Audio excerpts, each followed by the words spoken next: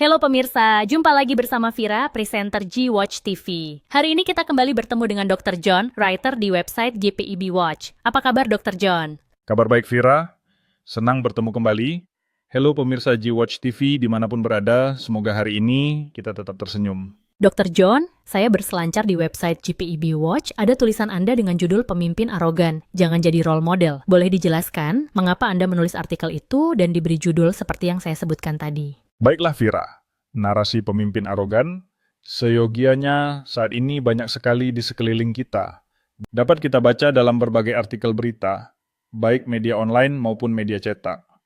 Saya kemudian mengadopsi dan menarasikan ulang dalam website GPIB Watch dalam bentuk tulisan imajiner untuk mengingatkan pembaca bahwa pemimpin sekarang wajahnya terbalut dan terpoles kasih alias bertopeng kasih.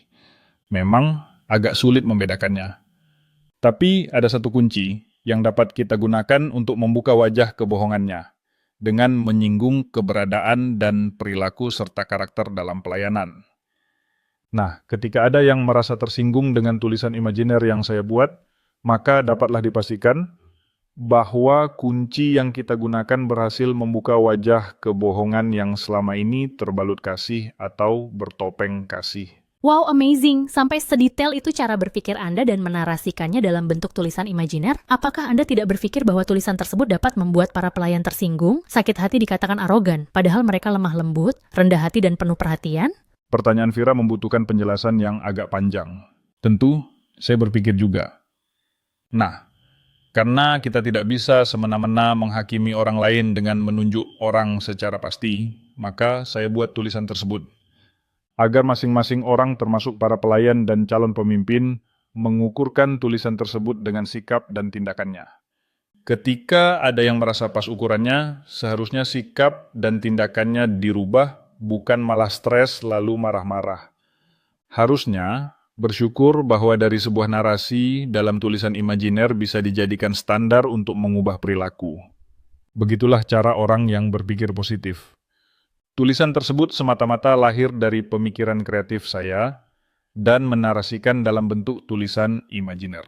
Dengan demikian, jika ada yang merasa tersinggung dengan narasi-narasi dalam tulisan tersebut, itu pilihan pribadinya. Yang saya ungkapkan hanya imajinasi saya sebagai seorang writer.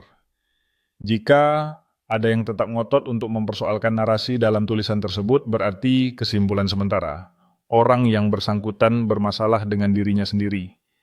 Inilah yang saya maksudkan dengan kepemimpinan arogan, arogansi imajiner luar biasa. Oke, narasi ini akan punya arti yang luas, karena setiap pelayan tidak sama dalam memahami sebuah tulisan ataupun podcast imajiner. Ada yang terlarut mendalam dan merasakan seakan-akan dia yang dituju. Suasana inilah yang membuat saya semakin semangat menulis tentang narasi imajiner, narasi khayalan, narasi ilusi yang mampu mengkonotasikan sebuah cerita, yang dapat membuat orang terbuai, yang dapat membuat orang tersinggung, yang dapat membuat orang marah.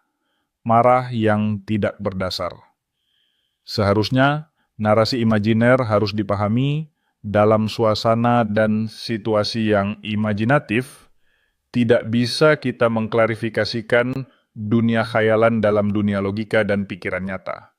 Saya pikir demikian penjelasan saya. Terima kasih Dr. John atas penjelasan panjang lebarnya. Kiranya penjelasan ini membuat seluruh pemirsa G-Watch TV dapat memahami dan mengerti. Narasi imajiner lewat podcast imajiner akan terus memberitakan imajinasi-imajinasi yang mengharu biru logika Anda. Baiklah pemirsa G-Watch TV, sampai jumpa di podcast imajiner berikutnya, tentunya dengan narasi imajiner yang selalu tajam.